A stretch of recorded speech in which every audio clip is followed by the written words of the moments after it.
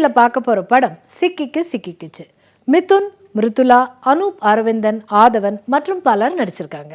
Vijay Benjamin இசையில் ஒளிப்பதிவு செஞ்சு இயக்கியிருக்காரு என் ராஜேஷ்குமார். தயாரிச்சிருக்காங்க என்சிஆர் மூவி கிரியேஷன்ஸ். இந்த படத்துடைய கதை: hero Mithun software engineer, heroine Mirudhula fashion designer. Hero Mithun தன் நண்பன் ஆதவனை நாகர்கோயிலுக்கு வழி அனுப்பி வைக்கிறதுக்காக ரயில்வே ஸ்டேஷன் வராரு. அங்கே அதே நாகர்கோயில் ட்ரெயினில் பயணிக்க காத்திருக்கிற ஹீரோயின் மிருதுளாவை பார்த்து அவங்க அழகில் மயங்கி ஹீரோவும் அதே ட்ரெயினில் ஏறி பயணிக்கிறாரு.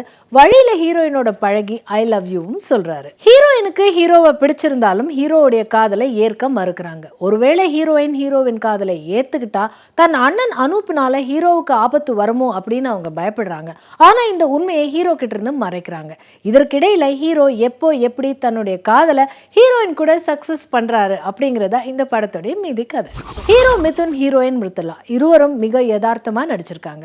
ஹீரோயின் ஹீரோவை கிண்டல் செஞ்சாலும் தன் காதலுக்காக அதை பொறுத்து கொள்ளும் ஹீரோவின் காதல் ஆழம். பிரச்சனைகள் சூழ்ந்திருந்தாலும் அதை வெளிக்காட்டி கொள்ளாமல் ஹீரோயினின் யதார்த்தமான நடிப்பு அனுபவப்பட்ட நடிப்பா தெரியுது.